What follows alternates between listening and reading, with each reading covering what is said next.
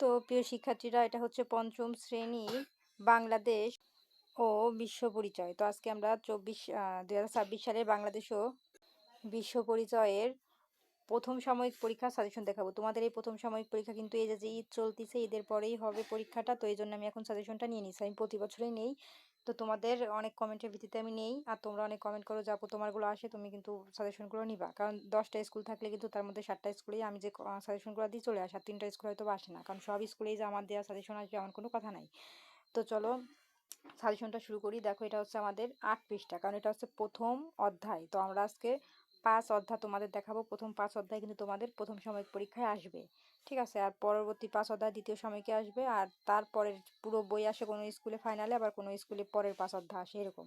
তো চলো আমরা প্রথম সাময়িক পরীক্ষার জন্য তোমাদের সাজেশনগুলো দেখাই। তো এটা প্রথম অধ্যায়ের টিক চিহ্ন থেকে শুরু করব, কোনগুলো ইম্পর্টেন্ট বইয়ের। হ্যাঁ, তো এইগুলো হচ্ছে বইয়ের কোনগুলো ইম্পর্টেন্ট আমি দেখাই। এই 1 নাম্বার আর 3 নাম্বার ইম্পর্টেন্ট টিক চিহ্ন। আর বিশেষ করে তোমার রিডিং পড়বে, প্রথম অধ্যায়ে যে রিডিংগুলো আছে, রিডিং থেকে কিন্তু অনেক টিক চিহ্ন কমন পড়ে যায়। হ্যাঁ, কিছু কিছু প্রশ্ন সংক্ষিপ্ত দিয়ে দেয়। তো এখান থেকে মানে শূন্য স্থানে আমরা দেখবো কোনগুলো ইম্পর্টেন্ট। এই যে 4, 2 আর 3 নাম্বার ইম্পর্টেন্ট। আর এখান থেকে সত্য মিথ্যা, এই সত্য মিথ্যা কিন্তু তোমাদের পরীক্ষায় একদম, এই যে আমি লিখে দিচ্ছি, 100% পরীক্ষায় আসে সত্য মিথ্যা, ঠিক আছে? এই যে দেখো এখানে আছে 1 নাম্বার। হ্যাঁ, তো আমি তোমাদের বুঝাই দিই সত্য মিথ্যা তোমরা কিভাবে বুঝবা। ধরো এইটা পরীক্ষায় আসে নাই, তোমাদের বাইরের থেকে সত্য মিথ্যাগুলো দিয়েছে। এখন তোমরা কিভাবে বুঝবা যে কোনটা সত্য হবে আর কোনটা মিথ্যা হবে? যেমন ধরো 1 নাম্বার লেখা আছে জলবায়ু পরিবর্তন হলে দুর্যোগের আশঙ্কা কমে যায়। তো এটা কি সত্য কথা নাকি মিথ্যা কথা? দেখো এখানে বলেছে সত্য হলে দন্তে স লিখো, আর মিথ্যা হলে মি লিখো, যে কোনো একটা লিখবে। এখন ওই কথাটা কি সত্য নাকি মিথ্যা? এখন তুমি যদি মনে করো যে এটা আসলে সত্য কথা, তাহলে এখানে সত্য লিখে দেবা। তোমরা প্রথমেই পরীক্ষার প্রশ্ন দেখবা যে কথাটা বলছে এটা কি সত্য নাকি মিথ্যা। তোমরা স্যারের কাছে জিজ্ঞেস না করে নিজেরাই চিন্তা করবা, তাহলে অ্যান্সার পেয়ে যাবা। তো আমি এখান থেকে দেখাই যে কোনগুলো তোমাদের ইম্পর্টেন্ট। এই যে 2 নাম্বার, 3 নাম্বার আর 4 নাম্বার ইম্পর্টেন্ট। তো এগুলো কমপ্লিট করবা। এখন আমরা চলে যাব সংক্ষিপ্ত প্রশ্নে।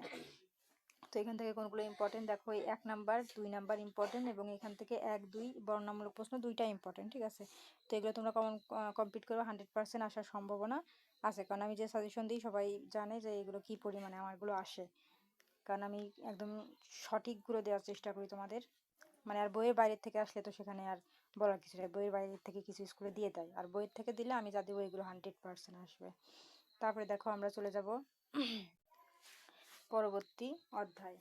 তো পরবর্তী অধ্যায় এখানে, তবে দেখো এখান থেকে আমাদের যে টিক চিহ্নগুলো, সরি শূন্যস্থানগুলো ইম্পর্টেন্ট, তা হচ্ছে 2, 3 আর 4 নাম্বার, ঠিক আছে? এগুলো কমপ্লিট করবা। তারপর আমরা চলে যাব পরবর্তীতে। এই যে বিশেষ করে তোমরা কিন্তু রিডিংগুলো পড়বে। দেখো যেখানে রিডিং অনেক লেখা আছে, রিডিংয়ের মধ্যে থেকে কিন্তু অনেক টিক চিহ্ন তোমাদের চলে আসে। তো রিডিংগুলো বেশি করে পড়বা।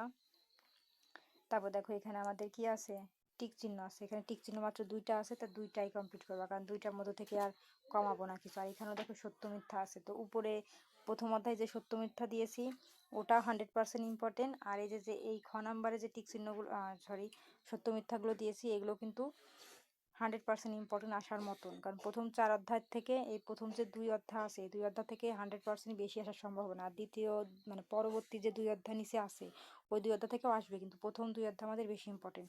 তো এখান থেকে তোমরা 1 নাম্বার, 3 নাম্বার আর 4 নাম্বার করবা, বেশি ইম্পর্টেন্ট।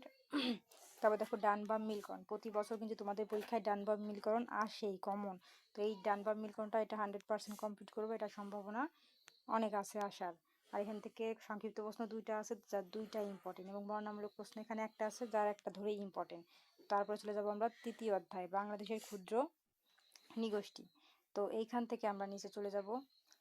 এখান থেকে তোমরা রিডিংগুলো পড়বে, অনেক ইম্পর্টেন্ট, কিন্তু তোমাদের টিক চিহ্ন এখান থেকে কমন পড়ে যায়। যেমন বাংলাদেশের ক্ষুদ্র নৃগোষ্ঠী কি, খাসি কি, এ ধরনের সমস্ত কিছু রিডিং পড়লে কিন্তু পেয়ে যাবা। যে খাসিদের প্রধান খাবার কি কি, তারা কি পছন্দ করে, সব রিডিং এর মধ্যে পাবা, সব অন্য কোথাও পাবা না।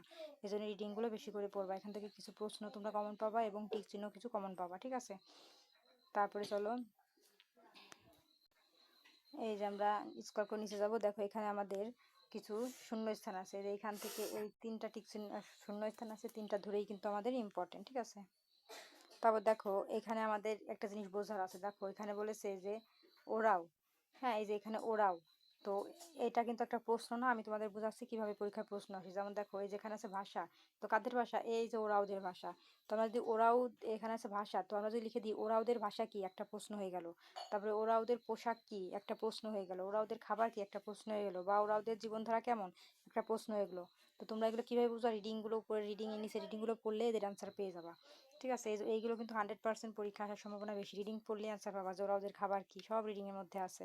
ঠিক আছে, এই দেখো সব এই যে রিডিংয়ের মধ্যে পেয়ে যাবে, এদের ধর্ম কী, এদের খাবার কী, এরা কী পছন্দ করে সব। তো এগুলো তোমরা কমপ্লিট করবা, কমন পড়ে যাবে 100%। রিডিং থেকে কিন্তু বেশিরভাগ তোমাদের প্রশ্ন দেয়।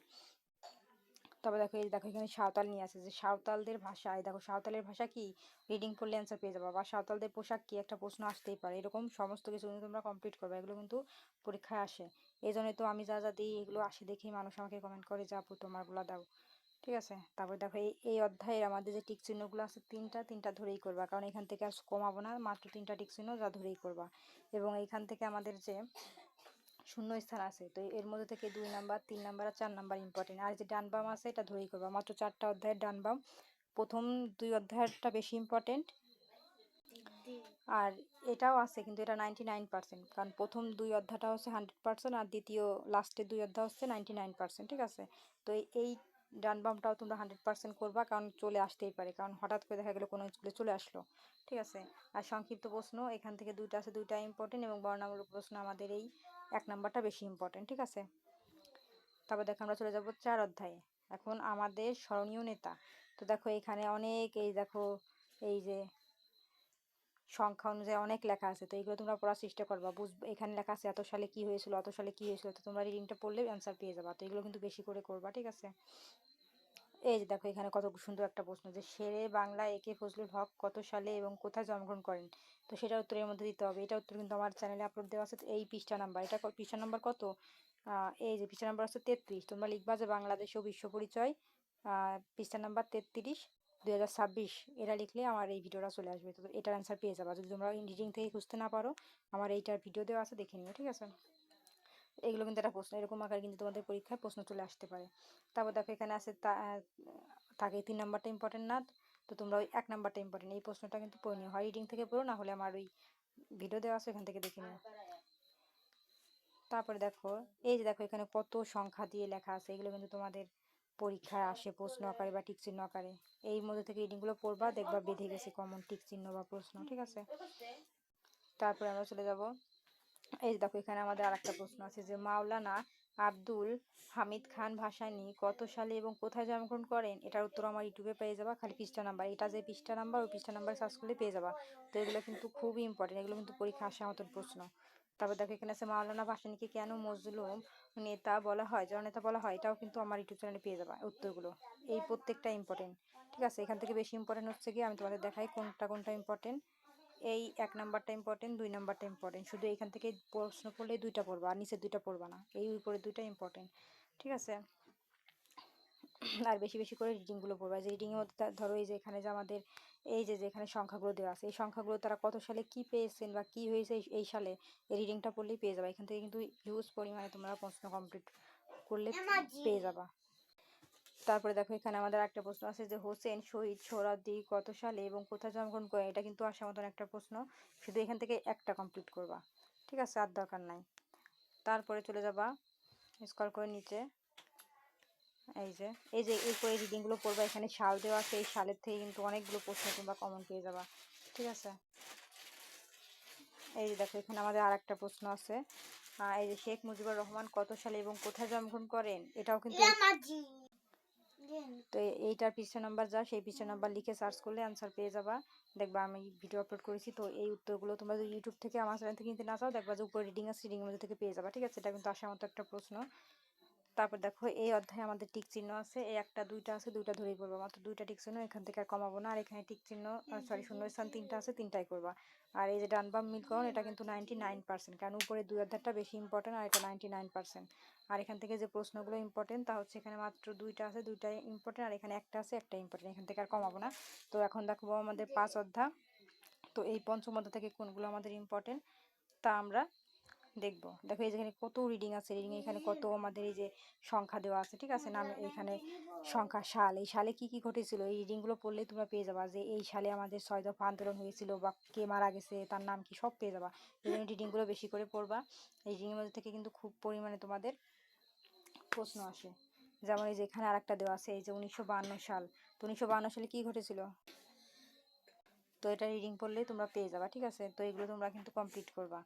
হ্যাঁ, সব রিডিং থেকেই কিন্তু পেয়ে যাবা। অনেক এইখানে সালের কিছু দেখলেই সেই রিডিংটা পড়বা যে কি হয়েছিল ওই সালে, ঠিক আছে? তারপরে এই পঞ্চম অধ্যায়ের এখন আমি দেখাবো যে কোন প্রশ্নগুলো আমাদের ইম্পর্টেন্ট আসার মতো। এই যে মিস কল করে নিচে চলে যাই, দেখাই। আমি যেভাবে বলেছি ঠিক সেভাবে পড়বা, যখন পরীক্ষায় না আসে তখন আমারে বলবা যে আপু আসে নাই। রিডিং থেকে কিন্তু 100% কমন তোমরা পাবাই পড়লে। যেখান থেকে 3টা আছে 3টা ধরেই পড়বা। আর এখানে আছে আমাদের শূন্যস্থান মাত্র 2টা, এখান থেকে আর কমাবো না, 2টা ধরেই পড়বা। ডান বাম মিলকরণ এখানে আছে, এটা 99%, কারণ উপরের প্রথম অধ্যায় এবং দ্বিতীয় অধ্যায় যে 2টা ছিল ওই 2টা আছে 100% আসার সম্ভাবনা বেশি। আর এই লাস্টের 3 অধ্যায় আছে কিন্তু এটাও 99%, কিন্তু সব থেকে বেশি আসার সম্ভাবনা আছে প্রথম 2টা, ঠিক আছে? আর এখান থেকে সংক্ষিপ্ত প্রশ্ন এই 1 নাম্বার ইম্পর্টেন্ট, আর এখান থেকে বর্ণনামূলক প্রশ্ন 1 নাম্বার ইম্পর্টেন্ট, ঠিক আছে? তো এই ছিল আমাদের পঞ্চম অধ্যায়ের লাস্ট সাজেশন। আর পরবর্তীতে ষষ্ঠ অধ্যায়, এটা হচ্ছে আমাদের বার্ষিক পরীক্ষা সাজেশন, সেটা দেখাবো না এখন। তো আমাদের এই প্রথম সাময়িক পরীক্ষায় হচ্ছে 60 পৃষ্ঠা পর্যন্ত আসবে 5 অধ্যায়। তো এই ছিল আমাদের সমাধান। আর কোনো স্কুলে দেখা গেলো যে 4 অধ্যায় পর্যন্ত আসবে পরীক্ষায়, তো 4 অধ্যায় পর্যন্ত আমি যে সাজেশন দেখিয়েছি সেটা দেখে নিবা, ঠিক আছে? আর যাদের পঞ্চম অধ্যায় পর্যন্ত আছে তারা পঞ্চম অধ্যায় পর্যন্ত কমপ্লিট করবা। তো আজকের মতন এই পর্যন্তই। পরবর্তীতে অন্যান্য ক্লাসের সাজেশন দেখার জন্য অবশ্যই সাবস্ক্রাইব মাই চ্যানেল।